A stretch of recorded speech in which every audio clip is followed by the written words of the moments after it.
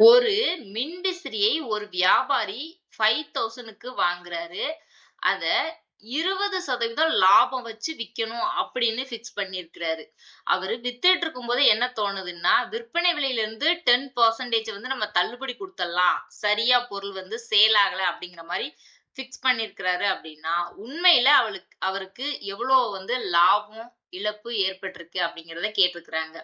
Profit, loss எவ்வளவு அப்படிங்கிறத கேட்டிருக்கிறாங்க.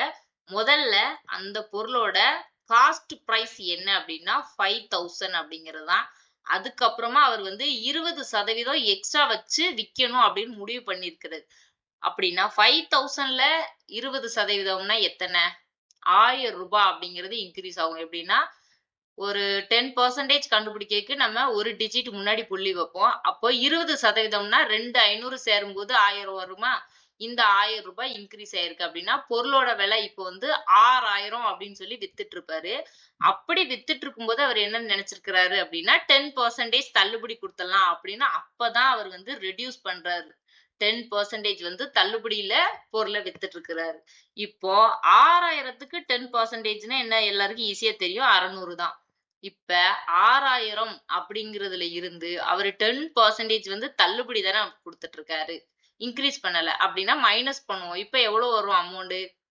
5400 அப்படிங்கிற அமௌண்ட் கிடைக்குமா? இந்த 5400 வந்து அவருக்கு இப்போ கிடைச்ச லாபம். ரூ. 5000 வந்து ஆரம்ப விலை. அதுல 5400 வந்து இப்ப அவருக்கு கிடைச்ச லாபம் அப்படின்னா, மைனஸ் பண்ணும்போது ரூ. 400 அவருக்கு வந்து லாபம் கிடைச்சிருக்கும். ஆன்சர் சில இருக்கு. இதையே ரூ. 400 லாபம் கிடைச்சிருக்கு அப்படிங்கிறத மட்டும் கேட்காம, எவ்வளோ லாபம் அவருக்கு அமௌண்ட் கிடைச்சிருக்கு, அதோட பெர்சன்டேஜ் என்ன அப்படிங்கிறதையும் சொல்லுங்கன்னு கேட்டா, வழக்கம் போல தான் இன்னும் ஈஸி. 400 கிடைச்சிருக்கு. எவ்வளவுல இருந்து ரூ. 5000 வந்து அவரு செலவு பண்ணியிருக்கிறாரு. 6000 போடக்கூடாது. ஏன்னா 6000 வந்து அவரா ஃபிக்ஸ் பண்ண அமௌண்ட். நம்ம வந்து 20% லாபத்துல குடுக்கலாம் அப்படின்னு அவரு ஃபிக்ஸ் பண்ண அமௌண்ட் தான் இந்த 6000. ஸோ நம்ம வந்து எப்பவுமே பொருளோட அடக்க விலை தான் எடுக்கணும். 5000 வந்து அவரு செலவு பண்ணியிருப்பாரு. அதுக்கடுத்து 5000 செலவு பண்ணதுலருந்து அவங்களுக்கு இந்த ரூ. 400 எக்ஸ்ட்ரா கிடைச்சிருக்கு அப்படின்னா, இதுக்கு பெர்சன்டேஜ் எப்படி கண்டுபிடிக்கிறது அப்படிங்கிறத பார்க்கலாம். ஒரு 50 50, 8 50 400 வருமா? ஸோ இதோட பெர்சன்டேஜ் பார்த்தீங்கன்னா 8 அப்படிங்கிறது தான். இந்த மாதிரி 2 விதமா கேள்வி கேட்கலாம். ஸோ 2 மெத்தடையும் நீங்க கத்து வச்சுக்கங்க. ஒரு பொருளின் கொள்முதல் விலை ரூ. 500. அத 15% லாபத்துல வித்திருக்கிறாங்க. விற்பனை விலை செல்லிங் பிரைஸ் என்ன அப்படிங்கிறத கேட்டிருக்கிறாங்க. கொள்முதல் விலை அப்படின்னாலே பொருள எவ்வளவு ரூபாய்க்கு வாங்கியிருக்கிறாங்க. அடக்க விலை அப்படிங்கிறது தான். ஸோ இத நம்ம என்ன பண்ணலாம் அப்படின்னா, ரூ. 500 அப்படிங்கிறது பொருளோட பிரைஸ். இப்போ 15% உங்களுக்கு லாபம் வந்திருக்கு. ஸோ 15 டிவைடட் பை 100 அப்படின்னு போட்டு நம்ம மல்டிபிள் பண்ணுவோம். 1 100 100, 5 100 500. ஸோ 5 15 எவ்வளவு வரும்? 75. இந்த ரூ. 75 லாபம் ஆயிருக்கு. ரூ. 500 அப்படிங்கிறது பொருளோட பிரைஸ். இந்த 75 நம்ம மைனஸ் பண்ண போறதில்ல, பிளஸ் பண்ண போறோம். ஏன்னா அவங்க லாபத்துல வித்திருக்கிறாங்க. 15% எக்ஸ்ட்ரா லாபமா வித்திருக்கிறாங்க அப்படின்னா 500 பிளஸ் 75 575 அப்படிங்கிறதா ஆப்ஷன் ஏல இருக்கு கரெக்டான ஆன்சர். இந்த மாதிரி ஈஸியான கொஸ்டின் எல்லாம் கேட்கறாங்களா அப்படின்னு பாத்தீங்கன்னா, குரூப் டில கேட்ட கொஸ்டின் தான். ஸோ இந்த மாதிரி ஈஸியான டைப்ல இருந்தும் கொஸ்டின் வரும். ஒரு நாற்காலியை 1200க்கு வாங்கி 1500க்கு விற்றால் லாபம் அல்லது இழப்பு எவ்வளவு அப்படின்னு கேட்டிருக்காங்க. ரொம்ப ரொம்ப ரொம்ப ஈஸியான கொஸ்டின். பார்த்த உடனே ஆப்ஷன் என்ன அப்படிங்கிறத கிளிக் பண்ணிடலாம். எத்தனை பேர் பார்த்த உடனே கண்டுபிடிச்சீங்க அப்படிங்கிறத கண்டிப்பா கமெண்ட்ஸ்ல சொல்லுங்க.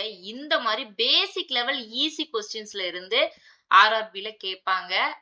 ப்ராஃபிட் அண்ட் லாஸ் இல்ல பெர்சன்டேஜ் எல்லாத்துலயுமே ஒரு பேசிக்கான கொஸ்டினும் கண்டிப்பா கேட்பாங்க. பார்த்த உடனே ஈஸியாவே ஆன்சர் பண்ணிடலாம். 1500க்கு வித்திருக்கிறாங்க. எவ்வளவுல இருந்து? 1200ல இருந்து. பார்த்த உடனே என்ன சொல்றோம்? ரூ. 300 இன்கிரீஸ் பண்ணி வித்திருக்கிறாங்க. அவங்களுக்கு கண்டிப்பா லாஸ் ஆயிருக்காது. 1200க்கு வாங்கினதுல இருந்து 1500க்கு வித்திருக்கிறாங்க அப்படின்னா ரூ. 300 எக்ஸ்ட்ரா கிடைச்சிருக்குது. ஸோ ஆப்ஷன் டி தான் கரெக்டான ஆன்சர். ஒரு மிக்சியின் குறிப்பு விலை 2000, 20% தள்ளுபடி குடுத்தாங்க அப்படின்னா, விற்பனை விலை அதாவது செல்லிங் பிரைஸ் என்ன அப்படிங்கிறத கேட்டிருக்கிறாங்க. இந்த மாதிரி கொஸ்டின்ல கொஞ்சம் கேர்ஃபுல்லா இருக்கணும். அவங்க வந்து தள்ளுபடியே கேட்டிருக்கிறாங்க. ஸோ நீங்க 2000ல 20% 400 அப்படின்னு சொல்லி போட்டு 2400 இன்கிரீஸ் ஆயிருக்கு. ஆப்ஷன் சி தான் ஆன்சர் அந்த மாரி போட்றக்கூடாது. தள்ளுபடி குடுத்துருக்காங்க.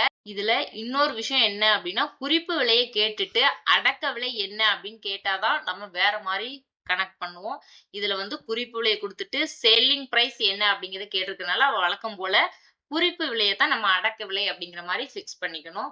ஸோ 2000 அப்படிங்கிறது பொருளோட பிரைஸ். அதுல 20% தள்ளுபடி. பார்த்த உடனே கண்டுபிடிச்சிருவீங்க. ஒரு டிஜிட் தள்ளி புள்ளி வச்சா 200 அப்படிங்கிறது என்ன? 10%. அப்போ 400 அப்படிங்கிறது தான் 20%. அப்படிதானே?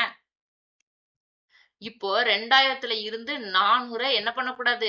பிளஸ் பண்ணிறக்கூடாது. மைனஸ் பண்ணணும். ஏன்னா, அவங்க வந்து தள்ளுபடி குடுத்துருக்காங்க. பொருளோட விலையில இருந்து 20% தள்ளுபடி குடுத்தனால 2000த்துல இருந்து நம்ம 400 கழிச்சோம் அப்படின்னா, 1600 அப்படிங்கிற அமௌண்ட்டுக்கு தான் அவங்க பொருள வித்திருப்பாங்க. ஸோ, ஆன்சர் வந்து ஆப்ஷன் டில இருக்கு.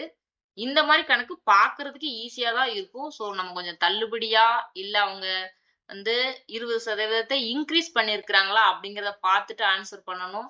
பார்த்தீங்கன்னா 2400 இன்கிரீஸ் ஆயிருக்கு அப்படிங்கிற மாரி ஆப்ஷன் சில ஆன்சர் குடுத்து உங்கள கன்ஃப்யூஸ் பண்ணதுக்கு ட்ரை பண்ணியிருக்கிறாங்க.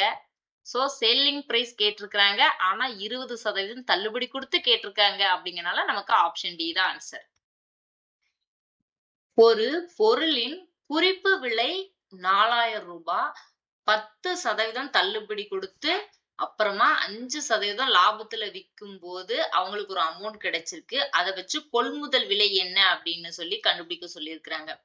இப்போ இந்த கணக்கு இருக்கு இல்லையா? இதுல தான் குறிப்பு விலை அப்படிங்கிறத குடுத்து 4000 குடுத்து கொள்முதல் என்ன அப்படின்னு கேட்டிருக்கிறாங்க அப்படின்னா, இத வந்து நம்ம அடக்க விலை அப்படிங்கிற மாரி எடுத்துக்க முடியாது. ஏன்னா, இதுக்கு முன்னாடி ஒரு பிரைஸ் இருந்து அவங்க வந்து எக்ஸ்ட்ரா மார்க்கெட்ல 4000க்கு விக்கலாம். நம்ம ஏன் கம்மியா விக்கணும் அப்படின்னு சொல்லி அவங்களா ஃபிக்ஸ் பண்ணியிருக்கிறாங்க. ஃபிக்ஸ் பண்ணதுக்கு அப்புறமும் அவங்களுக்கு வந்து வியாபாரம் நல்லா ஆகல அப்படிங்கிறனால 10% வந்து ரெட்யூஸ் குடுத்துருக்காங்க. ரெட்யூஸ் பண்ணி அவங்களுக்கு ஒரு அமௌண்ட் கிடைச்சிருக்கும் இல்லையா? அந்த அமௌண்ட் வந்து 5% தள்ளுபடியோட அவங்களுக்கு கிடைச்சிருக்கிற ஒரு அமௌண்ட். அந்த அமௌண்ட்ல இருந்து நீங்க கொள்முதல் விலை என்ன அப்படிங்கிறத கண்டுபிடிக்கணும். இப்போ குறிப்பு விலை என்ன அப்படின்னா 4000. இதுல 10% ரெட்யூஸ் பண்ண சொல்லியிருக்கிறாங்க. பார்த்த உடனே தெரியும். ஒரு டிஜிட் முன்னாடி தள்ளி புள்ளி வச்சோம் அப்படின்னா 400 கிடைச்சிரும். அப்போ 4000ல இருந்து 400 ரெட்யூஸ் பண்ணும்போது எவ்வளவு அமௌண்ட் நமக்கு கிடைக்கும்? 3600. இது வந்து பொருளோட ஆரம்ப விலையா அப்படின்னு கேட்டீங்கன்னா இல்ல. என்ன சொல்லியிருக்கிறாங்க அப்படின்னா 5% லாபமும் கிடைச்சிட்டு இருக்கு. இந்த 10% நாங்க தள்ளுபடி குடுத்துட்டோம்.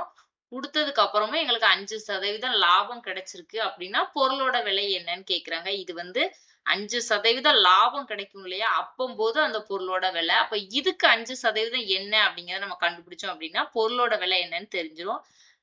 3600 இதுல 5% என்ன அப்படின்னா, இப்போ 360 அப்படிங்கிறத நம்ம 10% அப்படின்னு சொல்லுவோம் இல்லையா? ஒரு டிஜிட் முன்னாடி தள்ளி புள்ளி வச்சோம் அப்படின்னா 360. இதுல பாதி தானே 5%. அப்போ 180 அப்படின்னு வரும் இல்லையா?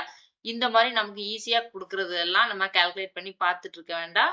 10%ல இருந்து பாதி தானே 5%. அப்ப 180 தான். இந்த 180 நம்ம இந்த 3600ல இருந்து ரெட்யூஸ் பண்ணணும். ஏன் அப்படின்னு கேட்டீங்கன்னா, 3600 அப்படிங்கிற அமௌண்ட் என்ன? 10% தள்ளுபடி குடுத்ததுக்கு அப்புறமா 5% லாபத்துல இது போயிட்டு இருக்கு. இந்த பொருள் வந்து சேல் ஆயிட்டு இருக்கு. அப்போ கொள்முதல் விலை கிடைக்கணும் அப்படின்னா, நம்ம 180ய ரெட்யூஸ் பண்ணணும். இப்போ 3600ல இருந்து 180 ரெட்யூஸ் பண்ணா எவ்வளோ அமௌண்ட் கிடைக்கும்? 3420. ஆப்ஷன் பில இருக்கு ஆன்சர். இதுதான் கரெக்டான ஆன்சர். இந்த மாரி கொள்முதல் விலை கேட்கும்போது மட்டும் நம்ம குறிப்பு விலை என்ன குடுத்துருக்காங்க அப்படிங்கிறத பொறுத்து நம்ம மாத்தி சொல்ல வேண்டியிருக்கும். கொள்முதல் விலை கேட்காம செல்லிங் பிரைஸ் என்னன்னு கேட்டா குறிப்பு விலை தான் நம்மள பொறுத்தளவுல அடக்க விலை அப்படிங்கிறது. ஓகே. ஒரு பொருளை 750 வாங்கி 675க்கு விற்றால் இழப்பு எவ்வளவுன்னு கேட்டிருக்கிறாங்க. பார்த்த உடனே ஆன்சர் இந்த மாதிரி டிக் பண்ணிடலாம். 75 அப்படிங்கிறத. 750 வந்து பொருளோட பிரைஸ். அத 675க்கு வித்திருக்கிறாங்க அப்படின்னா 780ல இருந்து 675 கழிச்சோம் அப்படின்னா 75. ஸோ 75 அப்படிங்கிற அமௌண்ட் வந்து கம்மி பண்ணி பொருளை வித்திருக்கிறாங்க. ஸோ அவங்களுக்கு லாஸ் ஆயிருக்கு இந்த ரூ. 75 அப்படிங்கிறது.